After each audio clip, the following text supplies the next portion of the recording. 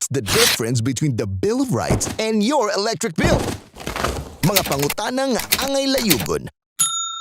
Let us blow each other's brain off every Thursday, Friday, and Saturday. The Not So Late Show with Jason Monteclar.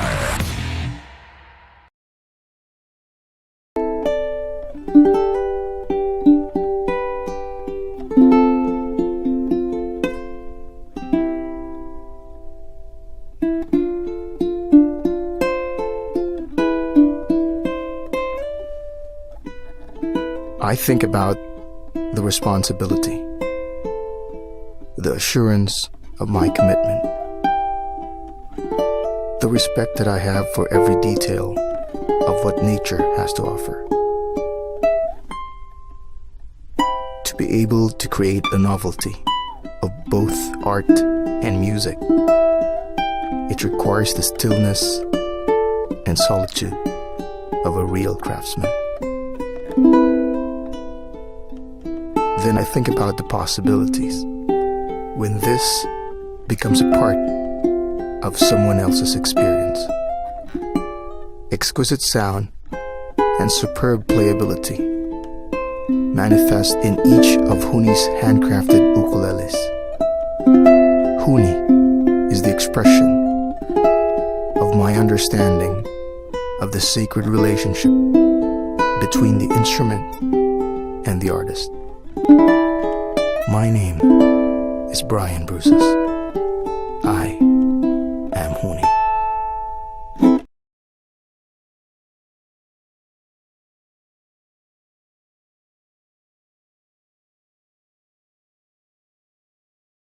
We judge ourselves by our internal motives and everyone else by their external actions. Life is a sexually transmitted disease. The less we think about ourselves, the better we become. Lao Maui! Pamhabuisyo! Minamo from Thursday, Friday, and Saturday. The Not So Late Show with Jason Monteclar.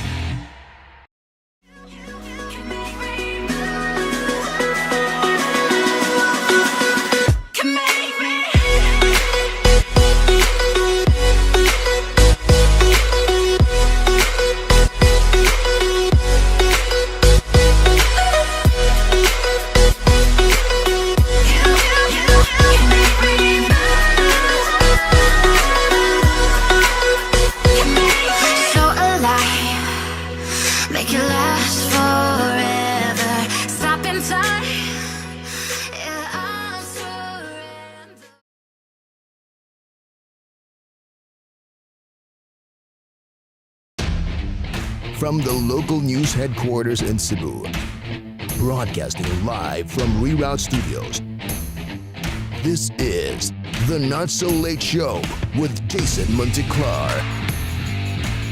Because we take sides, never neutral, never silent.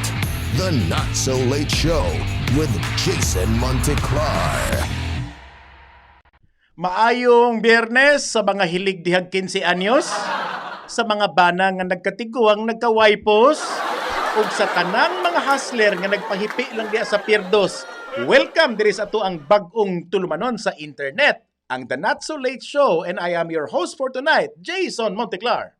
The Not So Late Show with Jason Monteclar.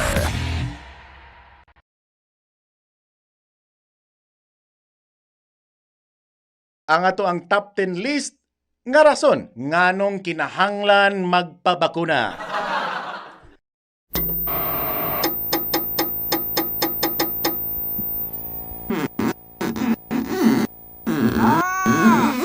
Top 10. Number 10. Kung buhi ra si Rookie, it follows nga buhi ratang tanan humans bakuna. Manigas kayong lahat. Good morning! Number 9. Aron luwas ka sa COVID, apan dili sa cancer, high blood o diabetes, pabakuna na. Number 8. Grounds for termination ang imong potensyal. Potensyal nga makatakod, pabakuna na. Number 7. walay mausab inighuman sa bakuna. Maura gihapon imong naong karon sa imong naong sa una. Pabakuna na. Number 6, ang mga OA ray maigo og side effect. Kung di ka OA, pabakuna na. Number 5, normal ra nang mamuypoy ang bukton, bunga ra na sa imong kawadon. Pabakuna na. Yes. Number 4, dili ka angay mabalaka sa bakuna. Dili ra requirement nga ipa-drug test kadaan.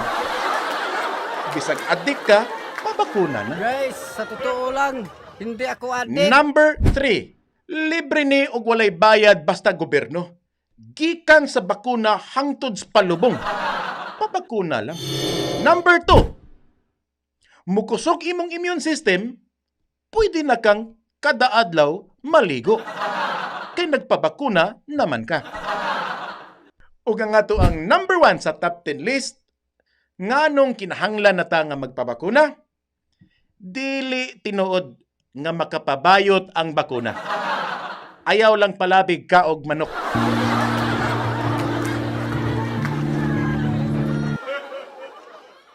Unsay normal imong buhaton kung nagduda ka nga ang tao na ay sala nimo? Di ba mo pakita gyud tag ebidensya? Pananglit, nagduda ka nga ang imong silingan mao'y nagkawat sa imong tsinilas. Dili tingali na mao nga imong ingnon imong silingan nga pamatod ibi nga dili ikaw ang kawatan. Murag sayop na. Ikaw nga namasangin, maoy mo pamatuod. Di ba mo manay normal? Ang tawag na sa ato ang balaod kay presumption of innocence. Buot pasabot, inosente ang usa ka tawo hangtod di mo ingon si Tulfo nga sad-an siya. Sumpay ani na ay usa ka sugyot balaod nun nga giduso karon didto sa Kongreso. House Bill 7814. Ang bugtong tuyo aning maong balaod nun kay aron katagaan og ngipon ang Dangerous Drugs Act of 2002. Doon na 188 ka mga magbabalaod ang nisuporta ani samtang 11 pa lang ang nisupak. Karon, unsay nakalahian niya itandi sa ubang balaod? Under the bill, a person is immediately presumed to be a protector or cuddler of illegal drugs if he or she knows an importer or exporter and helps the latter evade arrest. Pananglit, naakay parinte, higala o yanong kaila, nga imong gitabangan para nga makalarga o makaipsot. Tingali kay iyang rason, nga mulihay sa kasawa, mutago sa Bombay, o unsa ba? Pero ang tinuod na rason, kay dakpunon di ay siya tungod sa drugas. Aw ikaw nga nitabang, priso ka. Automatic nga suspect na kaisip usa ka drug protector. Pildi na sad ang pobre ani. Lahi na ba ning pobre nga mao'y masuspikan og pulis kay iparok-parok din tagkaupat? Una ta ibalnog dito sa karsel.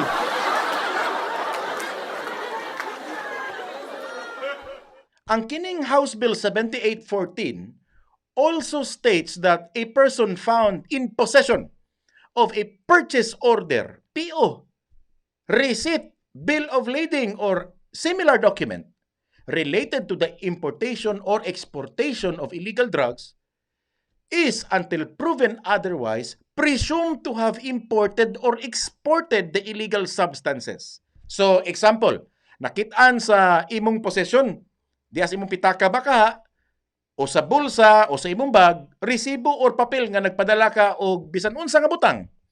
Apan drugas di ay ang sulod. Automatic na sad nga isipon kang importer or exporter og drugas. Sigun pa aning balaura, dili ang imong sala, kundili ang ilang duda nga di ka inosente maoy makapakriminal nimo. The bill likewise presumes a person is a drug financier if he or she would cause the payment, raises, provides or supplies money for or underwrites the importation of illegal drugs. So sa ato pa, kung nahibaw-an sa pulis nga nagpadala kag kwarta, imo bang gipalawan, Madto ta sa Palawan. imo bang GCash, Paymaya or unsa ba, unya ang gipadalhan kay notado nga durugista, aw good luck na lang nimong kandinga ka. Suspect na kud ka. Ako i-mention ang balaod ha. Any evidence showing that money was transferred to a person or entity nga na-link sa usa ka drug importer or exporter would be considered prima facie proof of consent sa sender, sa transferor, or issuer. Wait, but there's more. Say gayon nga na ay drug raid sa usa ka lugar, apartment, balay, kwarto, or bisan asang lugara. Unya naatol nga tuwa sa kadidto. Nga bisag wa gi kay labot. Nahitabo lang nga you're in the wrong place, in the wrong time. Aw malas gihapon kang kandinga ka. Automatic nga appeal kas kaso. Bisag mag-unsa pa kag pangaliyo po sa pulis, sa presinto ka na magpaliwanag, idol. Barinig kita sa mukha eh. So nawa na ni ang presumption of innocence nga naadya gikulit sa tuang batakang balaod. Unya sa di pa ko malimot, kanang ako sa di ay ning kinahanglang tumaron ang ako ang daily dose of lactobital, mintras nagpaabot-abot pa dito speaker sa lawak si Super B, magpalig-on usako sa akong immune system. Kisa ako nang kanunay ibalik-balik, pobre ra bata, war bata ikabayan o aning mga mahalon nga doktor, mas may nang di na lang kita mo kumpiyansa. So, magpalig-on ta sa atong immune system kay mura gyud ni.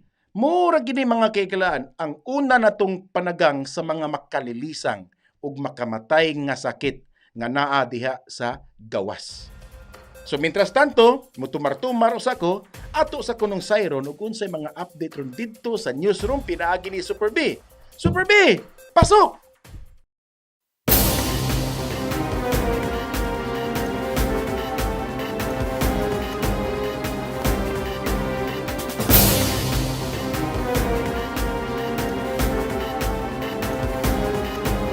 Mga balitang fake news. Super B, taliara diha kay manigbakay pata. Ay, si panintal yan, Jason, ha? Palitis ako nitong lakto. Ay, pag ko palitan lakto.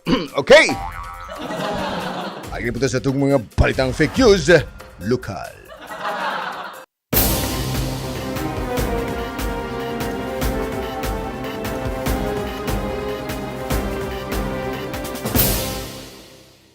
Okay, arito sa mga balitatong fake news sa lokal. Tungod gamay ang mga nagparehistro sa COMELEC karong buwan, si Cebu Provincial Election Supervisor Lionel Marco Castellano nipahibaw nga ang COMELEC na maoy musaka o manuktok sa mga panimay diri Sugbo para pugson ang mga botante nga iparehistro ang ilang pangan.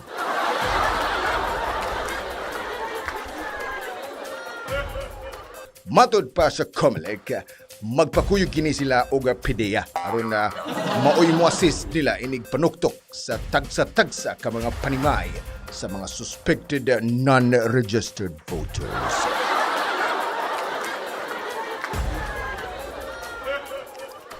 Ang mobalibad nga magparehistro kay mag-atubang og kasong kriminal ubos sa Dangerous Drugs Act.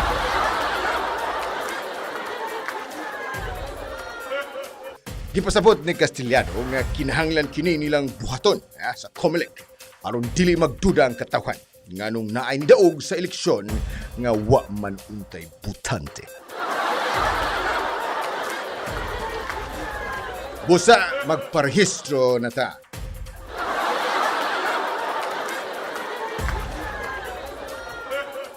Ug padayon sa atong mga balitang fake news nasyonal.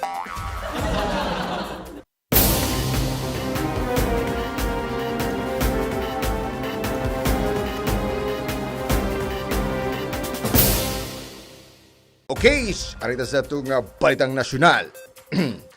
Senador Bong Revilla nidusuog sa resolution nga nagdeklarar sa sayaw nga pudot sa pagka-official dance of the Philippines. Ang maong resolusyon nga giaprubahan in mass kay giuluhan budots bilang pambansang sayaw ng minamahal na Pilipinas. Mapasigarbohon si Revilla sa maong sayaw nga budots gumikan mao kini ang nakaingon nga nidaog siya pagka-senador. Bong Revilla po, number 16 sa balota. Iyang gipasalamatan ng Pilipino nga nisayaw sa budots uban kaniya bisan sulod sa prisuhan. Kay matod pang Revilla, hanggat may budots merong pag-asa. Number 16 sa balota.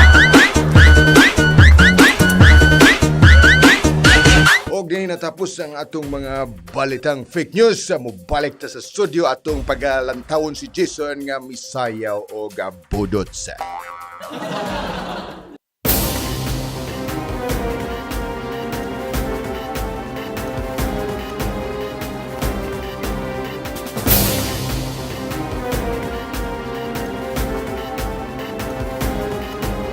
Mga balitang fake news.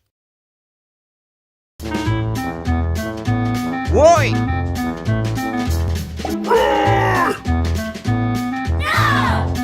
Sige, patali! Mahalag mahugno ang tibuok kalangitan. Umalusno ang mga dagkong kabukiran. Bahalag magpakong pa ng mga planeta ibabaw sa kapanganuran. Ang importante, karon dayon o karon gyudayon, maablihan ang gikahinaman sa tanan. Ang tigbakayan. Mauni ang hangyo, da pamaraig ni Game Foul Commission Chairman Honorable Raymond Garcia ngadto sa iyang big boss nga si Cebu City Mayor Edgardo Labella. Unsay rason ni Garcia? Aron malikayan ang illegal nga sabong didto sa gawas.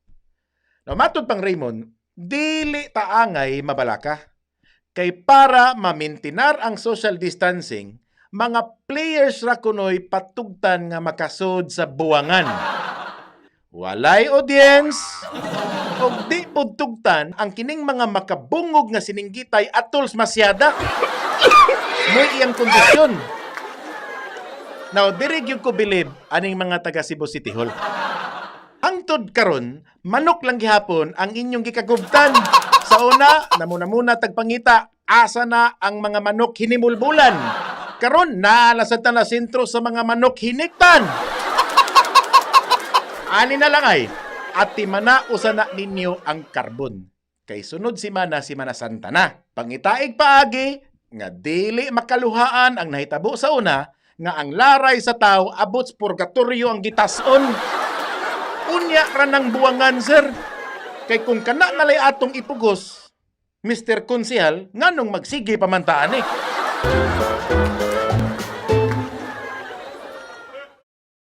Unya, wa na sa tay igong panahon sa atong panagkuyog karong mga orasa, kinahanglan na sa gumuuli og sayo dito sa mua kay kung nakamatikod mo, wa na sa ko nag long sleeve kay wa pa nauga ang akong kilabhan gabi eh. Sa di pa ko malimot ay ayaw gitaw ninyo kalimtipod nga subscribe sa amo abang YouTube channel. Ya pwede sad mo nga mo like, ya mo share sa amo ang Facebook page kay mura magidi atong gisaligan ba nga ningon sila mas daghan ang numero masikat kuno ta. Pero sabay na tas uso, i-like and share in town ang ato ang Facebook page. Or pwede mo maka-search na mo diha sa Spotify o sa iTunes. I-type in lang ang The Not So Late Show with Jason Monteclar. But before we end, again, mo feature me sa ato ang mga local Bisaya artists para nga among ipadungog diyan ninyo ang ilang mga trabaho. So atong paminawon ang ilang mga talento. Okay? Daghang salamat sa inyong pagtamod dining ato ang tulumanon, aygyog kalimte, halang don sibat hala labaw sa tanan. The Not So Late Show with Jason Monteclar.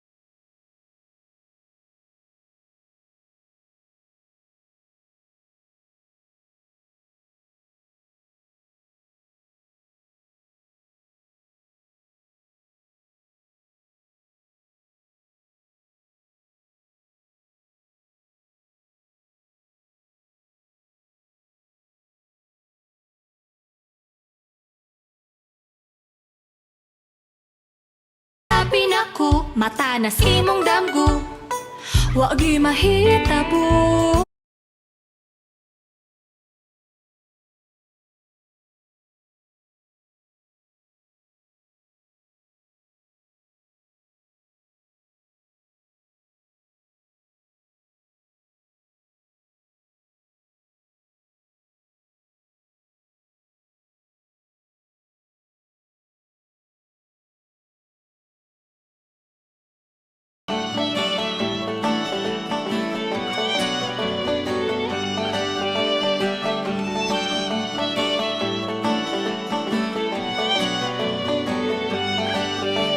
Uyab, amigo ra, pero ngano man ni, lahi ra lagi, pasensya na. Sweet man good ka, pero sweet sa tanan, sakit kaayo sa dughan. Naghuwat-huwat pug ko, lisod pud if ako'y mo nagpakitag motibo. Maong mag-move on ako, kay mas maayo sigurong magpabilin tang amigo.